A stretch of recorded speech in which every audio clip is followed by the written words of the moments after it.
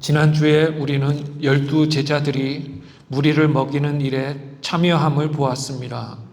마가복음은 시작부터 예수님의 행적에 집중했는데 이제는 제자들이 무언가를 하기 시작합니다. 먼저 본문을 요약해 보면 제자들이 쉬기 위해서 한적한 곳에 갔지만 많은 사람들이 따라왔습니다. 예수님은 따라온 무리를 불쌍히 여기사 날이 저물 때까지 가르치십니다. 제자들은 무리를 보내서 각자가 음식을 사 먹게 해야 한다고 예수님께 여쭈었습니다. 주님이 제자들에게 너희가 먹을 것을 주라고 말씀하시자 제자들은 자기들에게 음식을 살 돈이 없다고 답합니다. 그러자 예수님은 무리가 양식을 얼마나 가졌는지 가서 보라고 제자들에게 명하십니다. 제자들이 알아본 결과 무리에게는 떡 5개와 생선 2마리가 전부였습니다. 예수님의 명령에 무리는 50명 또는 100명씩 떼를 지어 잔디에 앉았습니다. 그리고 오늘 본문의 이야기가 이어집니다.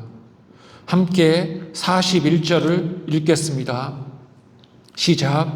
예수께서 떡 5개와 물고기 2마리를 가지사 하늘을 우러러 축사하시고 떡을 떼어 제자들에게 주어 사람들에게 나누어 주게 하시고 또 물고기 2마리도 모든 사람에게 나누시매. 아멘.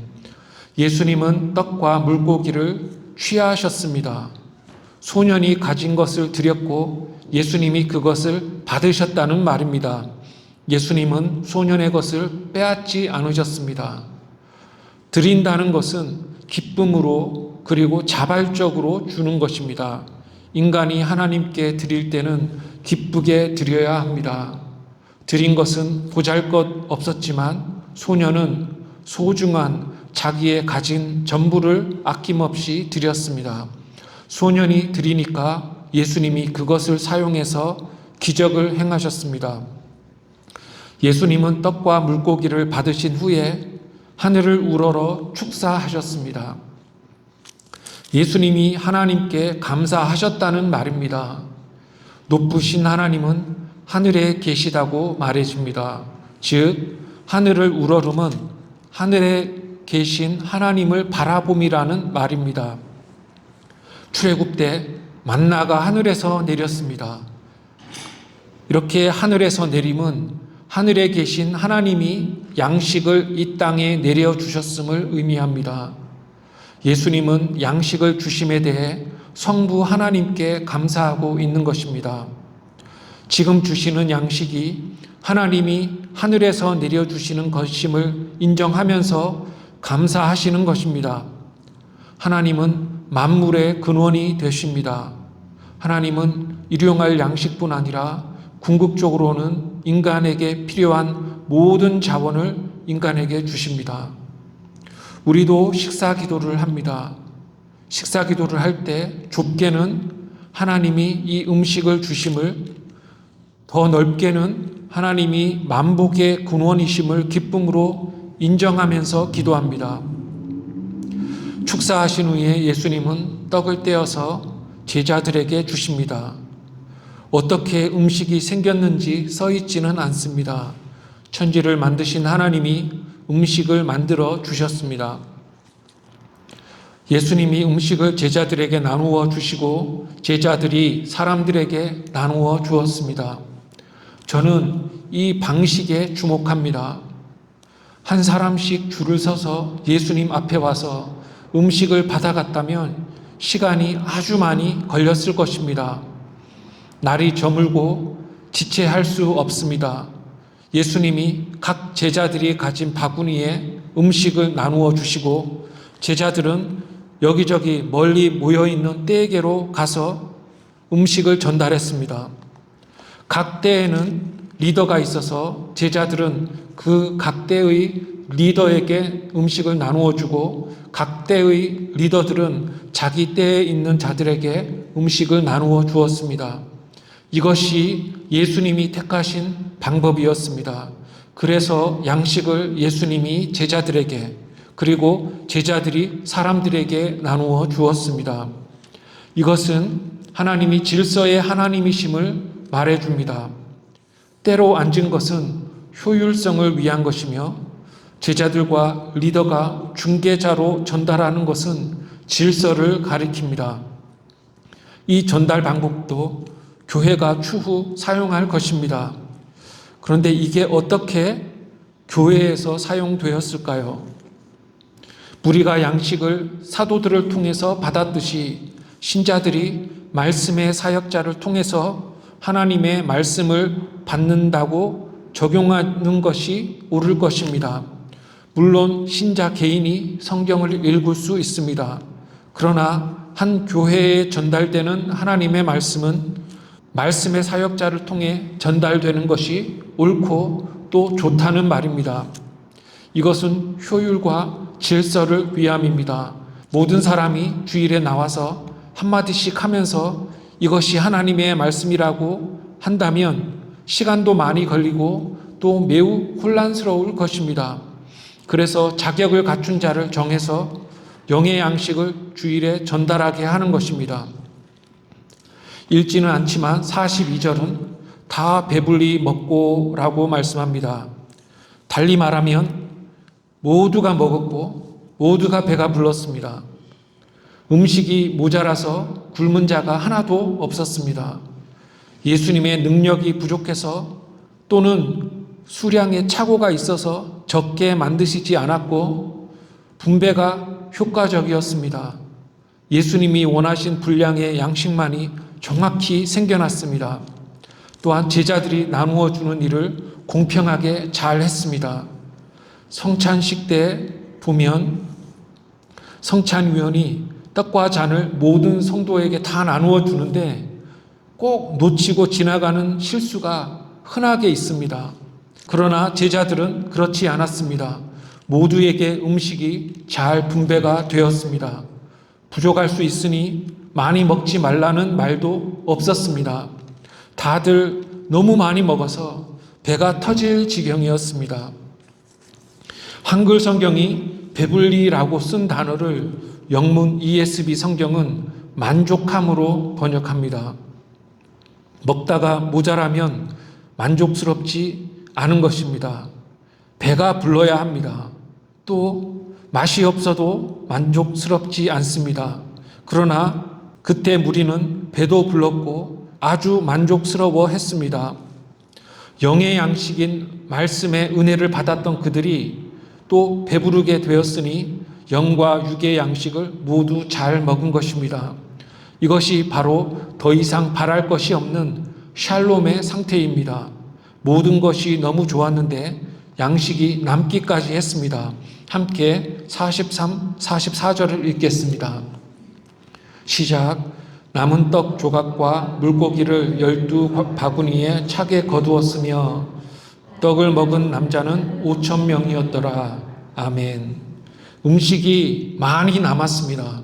예수님은 딱 맞게만 만들지 않으시고 여분을 더 만드셨습니다.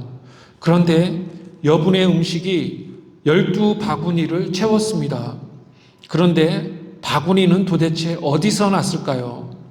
바구니가 12인 것을 보면 제자에게 바구니가 하나씩 있었던 것 같습니다. 곡물이나 사물을 위해 제자들이 자기 바구니를 지니고 다녔던 것 같습니다. 그 바구니를 사용해서 제자들이 음식을 날랐던 것입니다. 요한복음 6장 12절에서 예수님은 조각을 거두고 남은 것이 없게 하라고 명령하셨습니다. 그래서 제자들은 자기 바구니에 남은 음식을 거두고 챙겼습니다.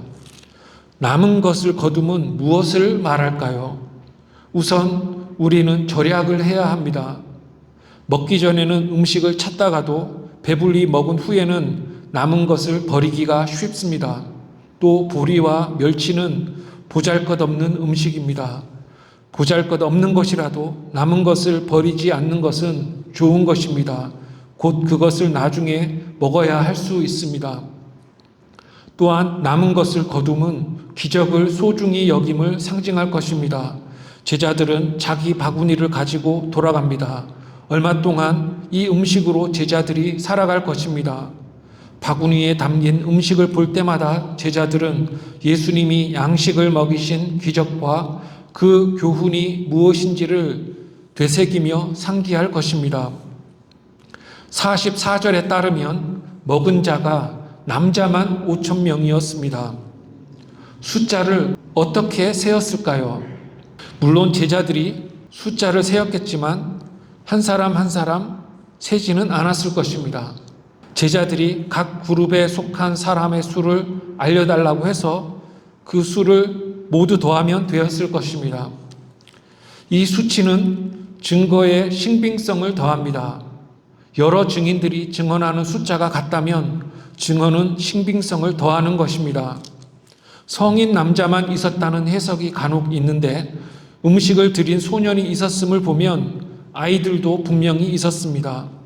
그러나 모든 마을 사람들이 다 온 것은 아닌 것 같습니다. 주로 남자들만 왔고 아이들도 왔지만 여자들은 현대까지 거동이 자유롭지 않았기 때문에 많이 오지는 않았던 것 같습니다. 남자만 5천 명이라는 의미는 꾸며낼 수 없는 수라는 말입니다. 만약 100명 정도가 먹었다면 어떻게든지 인간적인 방법을 사용해서 문제를 해결할 수 있었을 것입니다.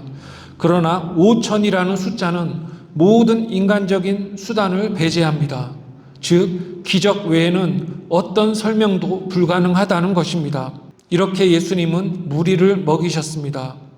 이것이 오늘 본문의 내용인데 본문을 통해 배울 수 있는 세 가지만 말씀드리면서 말씀을 맺겠습니다. 첫째, 예수님의 기적은 하나님이 어떤 분이신지를 가르쳐 줍니다. 하나님은 풍성하게 주시는 분이십니다. 하나님은 인간이 자원 때문에, 특히 양식 때문에 염려하지 않기를 원하십니다.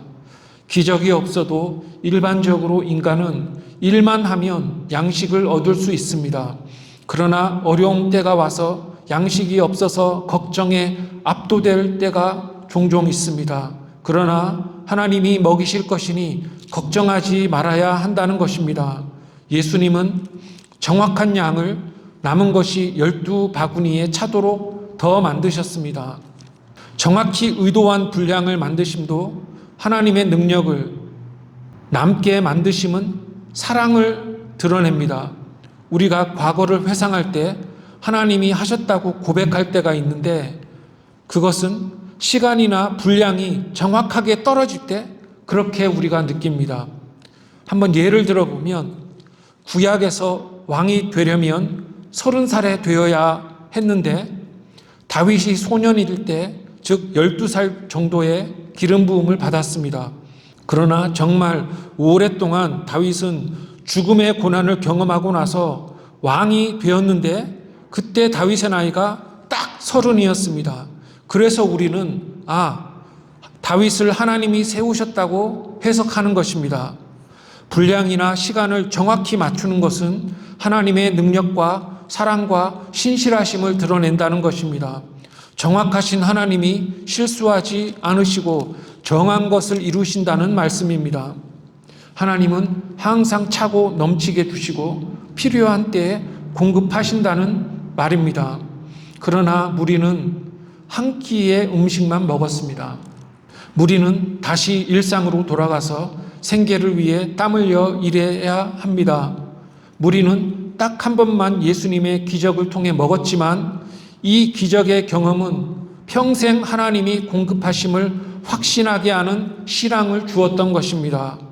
이 기사를 읽는 우리도 그 떡을 먹지는 않았지만 전능하신 사랑의 하나님을 의지하는 신앙이 속에서 자라나는 것입니다. 둘째, 오병이어 기적은 예수님의 정체성을 드러냅니다. 예수님은 요한복음 6장 중반에서 기적의 의미에 대해 가르치십니다. 예수님은 자신을 하늘에서 내려온 떡이며 생명의 떡이라고 말씀하실 때 자신의 신성을 드러내셨습니다. 음식을 먹어야 육체가 살듯이 생명의 떡을 먹어야 영이 영생한다는 것입니다. 6장 32절에서는 만나를 언급하시면서 모세가 만나를 준 것이 아니라 내 아버지께서 너희에게 하늘로부터 참떡을 주시나니라고 말씀하십니다. 구약의 출애굽 때에 하나님이 광야에서 만나를 내리셨듯이 이제 예수님을 하늘떡으로 하나님이 이 땅에 내려 보내셨다는 말씀입니다. 또 예수님은 하나님을 내 아버지라고 부르면서 자신의 성자 되심을 드러내셨습니다. 또 요한복음 6장 27절에서는 예수님이 자신이 하늘 양식일 뿐 아니라 영생하게 하는 양식을 주신다고 말씀하십니다. 신자는 진리의 양식을 먹고 영생할 것입니다. 요한복음 6장 35절에서는 나는 생명의 떡이니 내게 오는 자는 결코 줄이지 아니할 터이요 나를 믿는 자는 영원히 목마르지 아니하리라고 말씀하십니다. 그러므로 이 오병이어의 기적이 가르치는 바는 예수님이 참된 하나님의 아들이시며 그를 믿고 그의 음성을 들으면 영생한다는 축복의 메시지인 것입니다. 그래서 이 기적은 너무 중요한 것입니다. 예수님의 이 기적은 우리가 하나님의 독생자 예수님을 믿고 영생함을 가르친다는 말입니다. 셋째, 이 본문은 유형교회의 조직 원리가 무엇인지를 보여줍니다. 예수님은 승천하시고 이후에 제자들이 보냄을 받아서 예수님이 하신 사역을 이어가고 말씀을 가르쳤습니다. 이것은 예수님이 주신 양식을 제자들이 각 때에 전달했음과 연관이 됩니다. 제자들은 다른 신자와는 달리 예수님이 주신 음식을 전달하는 특권과 의무를 가졌습니다. 양식에는 영의 양식과 육의 양식이 있습니다. 먼저 영의 양식의 전달에 대해 살펴보면 여기서의 원리는 말씀의 사역자가 예수님의 말씀을 전달한다는 원리입니다. 교회는 말씀의 사역자를 세우고 주일에 모일 때마다 세워진 말씀의 사역자가 예수님이 주신 영의 양식을 회중에게 전달한다는 말입니다.